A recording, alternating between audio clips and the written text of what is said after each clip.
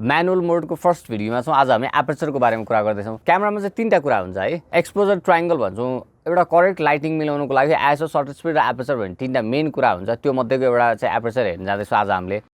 अनि अब यो एपर्चर रिलेटेड चाहिँ एपर्चर चाहिँ सबैभन्दा धेरै फोकसिङसँग रिलेटेड भएको, background blur, depth of field पनि भन्छौँ हामीले होइन, त्योसँग रिलेटेड भएको भएर फोकस अटो फोकस टेक्निक्स भन्ने अर्को एउटा भिडियो छ, त्यो चाहिँ एकदम मस्ट वाच है। योभन्दा अगाडि त्यो हेर्नु होला भनेर म चाहिँ रेकमेन्ड गर्छु यहाँहरूलाई। अनि अर्को कुरा भनेको फोटोग्राफी नै भन्दा अगाडि मेन एकदमै इम्पोर्टेन्ट भनेको फोटो एडिटिङ। त्यही भएर नै मैले यो फोटोग्राफीको सिरिज स्टार्ट गर्नुभन्दा अगाडि लाइट रुमको एडभान्स सिरिज अपलोड गरिसकेको छु, प्लेलिस्टमा गएर यहाँले हेर्न सक्नुहुन्छ, त्यो पनि हेर्नु होला होइन। एपर्चर भनेको क्यामेराको लेन्सभित्र एउटा सानो पार्ट नै हुन्छ, त्यसलाई हामीले एपर्चर भन्छौँ होइन। त्यसमा चाहिँ ब्लेड्सहरू राखेको हुन्छ सर्कुलर वेले, अनि त्यो एपर्चरको होल कति ठुलो या सानो राख्ने भन्ने कुरा चाहिँ हामीले एफ स्टप नम्बरले कन्ट्रोल गरेर राखेको है। एफ स्ल्यास लेखेर हाम्रो नम्बर लेखेको हुन्छ, त्यसलाई हाम्रो चाहिँ एपर्चरले डिनोट गर्छ होइन। एफ स्टप भनेको चाहिँ एफ स्टप नम्बर जति सानो भयो एपर्चरको होल त्यति ठुलो हुन्छ। एफ 1.8 भने ठुलो होल खुल्छ भने हाम्रो एफ स्टप 16 एफ 16 राख्यो भने चाहिँ होल सानो हुन्छ है। ठ्याक्कै उल्टो हुन्छ है। यो चाहिँ हामीले सम्झिनु पऱ्यो। ठुलो एपर्चर भनेको सानो नम्बर, सानो एपर्चर भनेको ठुलो नम्बर। त्यो किन हुन्छ भन्दाखेरि एफ स्टप भनेको जुन एपर्चर भन्छौँ नि, यो भनेको हाम्रो फोकल लेन्थ डिभाइडेड बाई हाम्रो एपर्चरको डायमिटर, त्यसरी चाहिँ हाम्रो एफ स्टप निस्किने। त्यही भएर ठुलो डायमिटर भने सानो नम्बर, सानो डायमिटर भने ठुलो नम्बर आउने। त्यो भएर है अहिले त्यतातिर नजाउँ हामी है, मैले बुझ्नको लागि भनिदिइरहेको मात्रै, एपर्चर किन उल्टो हुन्छ भनेर यहाँलाई सम्झिन सजिलो होस् भनेर। आजको भिडियोमा हामी एपर्चर प्रायोरिटी मोडमा काम गर्छौँ। हाम्रो माथिको मोड डायलमा हामीले हेऱ्यौँ भने ए लेखेको हुन्छ, क्याननमा हुनुहुन्छ नि एभी लेखेको हुन्छ एपर्चर भ्याल्यू भनेर, त्यो मोडमा हामी काम गर्छौँ होइन। अनि अर्को कुरा भनेको हामी आइएसओलाई अटो सेट गर्छौँ है। अब आइएसओलाई अटोमा सेट गर्नुको लागि हामी सेटिङभित्र गएर अटो आइएसओ अथवा आइएसओ सेन्सिटिभिटी सेटिङ भन्ने हुन्छ, त्यहाँ गएर हामीले अटोमा सेट गर्छौँ।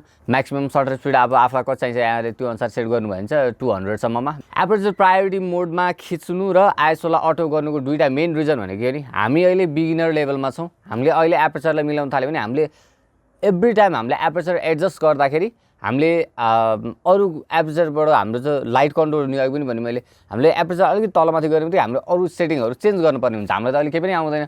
अब हामीले एपर्चर मोडमा राखेर अनि त्यसपछि आइएसओलाई अटो गरिदिने बित्तिकै हामीले एपर्चरलाई जति सेट गऱ्यो नि क्यामेराले करेक्ट एक्सपोजरको लागि उसले आफै सेटिङ मिलाइदिन्छ। हामीलाई अरू केही टेन्सन लिनु पर्दैन। त्यही भएर हामीले चाहिँ एपर्चर प्रायोरिटीमा राखिरहेको छौँ, आइएसओलाई अटोमा सेट गरेको छौँ। अब यसले लाइटले ठ्याक्कै असर कसरी गर्छ भने म यहाँहरूलाई अलिकति पछि देखाउँछु। अहिले सुरुमा चाहिँ म यहाँहरूलाई के देखाउँछु नि, डेप्थ अफ फिल्डको बारेमा। एपर्चरले मेन कन्ट्रोल गर्ने दुईवटा कुरा थियो, एउटा लाइट कति सेन्सरसम्म पठाउने भन्ने कुरा, अर्को भनेको डेप्थ अफ फिल्ड, हामीले ब्याकग्राउन्ड ब्लर भन्छौँ, बोके भन्छौँ होइन। अब यसलाई चाहिँ कसरी कन्ट्रोल गर्छ भने हामीले सजिलो भाषामा बुझ्दाखेरि जति सानो एफ स्टप नम्बर त्यति खतरा ब्याकग्राउन्ड ब्लर, त्यति धेरै ब्याकग्राउन्ड ब्लर। जति एफ स्टप ठुलो नम्बर त्यति ब्याकग्राउन्ड लेस ब्लर। भनेको ठुलो एपर्चर नम्बर भयो भने चाहिँ ब्याकग्राउन्ड सार्प हुने भयो, सानो एपर्चर नम्बर भयो भने एफ स्टप भयो भने ब्लर ब्याकग्राउन्ड हुने भयो। हाम्रो भिडियोमा हेल्प गर्नलाई आज सुलभा भट्टराईजी आउनु भएको छ, थ्याङ्क्स टु हर। अब यो क्लिपमा यहाँहरूले हेर्नुभयो भने अहिले हाम्रो एपर्चर भनेको 1.8 मा सेट गरेको छ। एपर्चर प्रायोरिटी मोडमा छौँ हामी, आइएसओ अटोमा छ, क्यामेराले एक्सपोजर आफै मिलाइरहेको छ। यहाँले ब्याकग्राउन्ड याद गर्नु होला, एफ 1.8 मा 35 mm बाट मैले खिचिरहेको छु, ब्याकग्राउन्ड कति ब्लर भएको छ। अब म यसलाई चेन्ज गरेर एफ 4 मा राख्छु। अहिले हामी हेऱ्यौँ भने एफ 4 मा छौँ हामी, क्यामेराले अटो सटर चाहिँ 500 मा सेट गरेको छ। यहाँले ब्याकग्राउन्ड याद गर्न सक्नुहुन्छ, अघिको भन्दा अलिकति लेस ब्लर भइरहेको छ, ब्याकग्राउन्ड अलिकति सार्प छ होइन। अब यसलाई म F11 मा चाहिँ सेट गर्छु। यहाँले ब्याकग्राउन्ड याद गर्नुभयो होला होइन, ड्रामेटिकली चेन्ज भएको छ किनभने हामी अहिले F11 मा छौँ, हामी ठुलो एफ स्टप नम्बर युज गरिरहेको छौँ। अहिले हाम्रो सटर स्पिड चाहिँ ड्रप भएर 125 मा झरेको छ।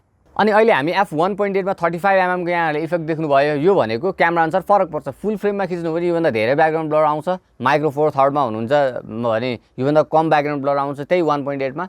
किनभने हामीले फुल फ्रेम भर्सेस एपिएससी को भिडियोमा कुरा गऱ्यौँ, क्यामेराको क्रप फ्याक्टरले चाहिँ एपर्चरलाई कसरी असर गर्छ भन्ने कुरा हामीले त्यहाँ पनि हेऱ्यौँ होइन। अथवा यहाँहरूलाई चाहिँ ब्याकग्राउन्डै ब्लर गर्नु छ भने चाहिँ यहाँहरूले चाहिँ हाउ टु ब्लर ब्याकग्राउन्ड भन्ने छुट्टै भिडियो चाहिँ यहाँले त्यहाँ हेर्न सक्नुहुन्छ। यसरी हाम्रो चाहिँ एफ स्टप नम्बर जति ठुलो हुँदै गयो त्यति धेरै एरिया चाहिँ फोकसमा आउँदै जान्छ होइन। त्यो भएर चाहिँ हामीले जस्तो ग्रुप फोटो खिच्दाखेरि चाहिँ जस्तो एटलिस्ट एफ 5.6 F8 यस्तो ठुलो एपर्चर नम्बर चाहिँ युज गर्नु पऱ्यो। एफ 1.8 F 2.8 युज गऱ्यो भने हामीले जहाँ फोकस गरेको छौँ त्यहाँ फोकस हुन्छ, त्योभन्दा अन्त फोकस हुँदैन। अब यहाँ अर्को एउटा कुरा जोडिन्छ, फोकल प्लेन र डेप्थ अफ फिल्ड भनेर।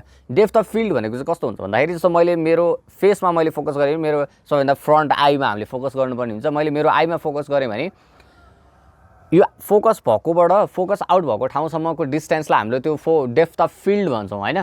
तर फोकल प्लेन भनेको चाहिँ 2 डाइमेन्सनल हुन्छ क्या। एक्चुअली फोकस कहाँ भएको छ त, मेरो आँखामा भएको छ भने चाहिँ यहाँबाट अप डाउन स्ट्रेट राइट र लेफ्ट, यो भनेको 2 डाइमेन्सनल यो प्लेन छ, यसलाई फोकल प्लेन भन्छौँ। एक्चुअली फोकस भएको यहाँ हुन्छ होइन।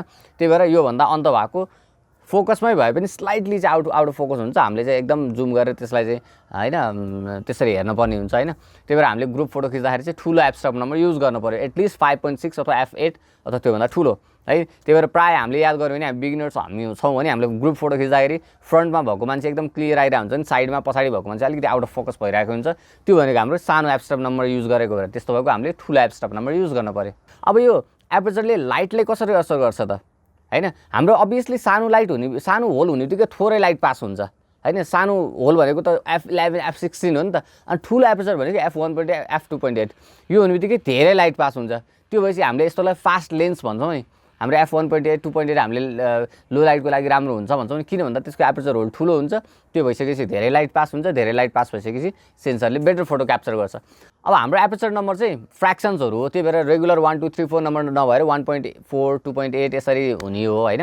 अब यो चाहिँ हामीले यदि यहाँहरूलाई सम्झिनु छ भने चाहिँ कसरी सम्झिनु सकिन्छ भने 1 र 1.4 कमन नम्बर दुईवटा सम्झिने होइन। अनि यसको चाहिँ ठ्याक्कै एउटा छोड्दै डबल गर्दै गर्दै जाने क्या। जस्तो 1 को डबल कति हुन्छ 2 4 8 16 गर्दै जाने। अनि यसको बिचबिचमा चाहिँ 1.4 को डबल 2.8 2.8 को डबल 5.6 यसरी राख्दै गएपछि ठ्याक्क हाम्रो कमन एब्स्ट्राक्ट नम्बरहरू चाहिँ आउँछ। अब स्टप भनेको के हो त होइन। एपर्चर नम्बर त भयो, स्टप भयो कि हामी थर्ड भिडियोमा हेर्छौँ है। हामी अहिले एपर्चर प्रायोरिटी मोडमा छौँ। अहिले हाम्रो धेरै कुरा सिक्यो भने हाम्रो क्याप्चर गर्दैन माइन्डले होइन। त्यो भएर हामी थर्ड भिडियोमा चाहिँ इन्डिपेन्डेन्टली कसरी कन्ट्रोल गर्ने एपर्चर सटर स्पिड र आइएसओलाई भनेर हामी त्यसरी कुरा गर्छौँ। अहिले हामी अटो लगभग एउटा सेमी अटोमा छौँ होइन। यो अहिले धेरै कुराहरू समाउँदैन, तर यति याद गर्नुहोस् कि फोटोग्राफीमा स्टप भनेको चाहिँ लाइटलाई डबल गर्ने अथवा हाफ गर्ने भन्ने कुरा बुझिन्छ। हामी अर्को भिडियोमा त्यसलाई कुरा गर्छौँ। अब यो एपर्चरको कुरा गर्दै जाँदाखेरि हरेक लेन्सले f4 मा सबभन्दा सार्प फोटो निकाल्छ कि f8 मा सबभन्दा सार्प फोटो निकाल्छ कि कतिमा चाहिँ त्यसले सबभन्दा सार्पेस्ट फोटो निकाल्छ भने सबै क्यामेराको एउटा स्विट स्पट हुन्छ। या त यहाँहरूले एब्स्ट्राक्ट नम्बर एउटा ट्राइपोडमा राखेर f4 मा f8 मा f16 मा त्यसरी चेन्ज गरेर हेर्नु पऱ्यो। या त यहाँले DxO मार्क भन्ने वेबसाइटमा गएर यहाँले मेरो लेन्स सबभन्दा सार्प कतिमा छ भन्ने कुरा यहाँले चेक गर्न सक्नुहुन्छ। अब यहाँहरूलाई एपर्चरले लाइटलाई चाहिँ कसरी असर गर्छ भन्ने कुरा भिजुअली देखाउनुको लागि चाहिँ मैले क्यामेरालाई अहिले फुल म्यानुअलमा राखेको छु, कुनै पनि कुरा अटोमा सेट भएको छैन। अब म आफू म्यानुअल्ली एपर्चर चेन्ज गर्छु। अब यो फोटोमा हेर्नु भने f1.8 मा छ है। अब म यसलाई एपर्चर चेन्ज गर्छु। अब यो फोटो चाहिँ f2.8 मा छ, सबै सेटिङ सेम छ। एपर्चर मात्रै चाहिँ f2.8 गरिसकेपछि के हुन्छ, ठुलो एपर्चर नम्बर भने चाहिँ एपर्चर होल सानो भयो नि त, थोरै लाइट भित्र छिर्यो, त्यो भएर चाहिँ हाम्रो फोटो अँध्यारो भयो। जस्तो अब यो हेर्नु भने f4 मा, यो हेर्नु भने f8 मा है। अब f8 को चाहिँ एकदमै अँध्यारो भइसक्यो छ, किन भन्दाखेरि f8 भनेको त ठुलो एपर्चर नम्बर, ठुलो एपर्चर नम्बर भनेको सानो होल भइसक्यो, थोरै लाइट भित्र छिर्यो। थोरै लाइट भित्र छिरेपछि हामीले त्यसलाई कि त एडजस्ट गर्नलाई सर्ट स्पिड अथवा आइएसओ चलाउनु पर्थ्यो। हामी त्यो सबै म्यानुअलमा छ, हामीले केही पनि गरेको छैन। त्यही भएर चाहिँ हाम्रो एपर्चरले चाहिँ लाइटलाई यसरी कन्ट्रोल गरिरहेको हुन्छ। हामीले एपर्चरको भिडियोमा बिगिनर्स लेभलमा जान्न पर्ने भनेको कुरा यति नै हो, तर म थोरै अर्को दुईवटा कुरा जोड दिइहाल्छु। म त्यसलाई चाहिँ एक्सप्लेन गरेर देखाउँदिनँ, यहाँहरूले आफूले सिक्दैखेर हेर्नु होला होइन। क्रोमेटिक एबरेसन र भिन्नेटिङलाई पनि एपर्चरले असर गर्छ। यो क्रोमेटिक एबरेसन र भिन्नेटिङलाई मैले लाइट रुमको एडभान्स भिडियोमा मैले कुरा गरिसकेको छु, यहाँले त्यसमा हेर्न सक्नुहुन्छ होइन। अनि यो दुईवटा कुरालाई चाहिँ हामीले पोस्ट प्रोसेसिङमा इजिली यसलाई चाहिँ रिकभर गर्न सक्छौँ है। त्यही भएर यो नट अ बिग डिल। तर यति बुझ्नुहोस् कि एपर्चर नम्बर जति सानो हुन्छ क्रोमेटिक एबरेसन पनि त्यति धेरै हुन्छ, भिन्नेटिङ पनि त्यति धेरै हुन्छ।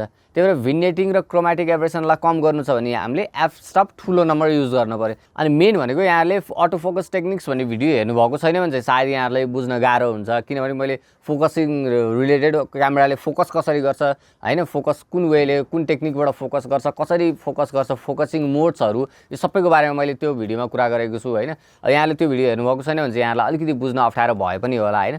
त्यो एकचोटि हेरेर अनि यो हेर्नु भने यहाँलाई एकदम क्लियर हुन्छ। एपर्चरको भिडियोमा हाम्रो आज यति नै। अब हामी सर्टर स्पिड र आइएसओको भिडियो हेरेर अनि थर्डमा चाहिँ हामी म्यानुअल मोडको हेर्छौँ।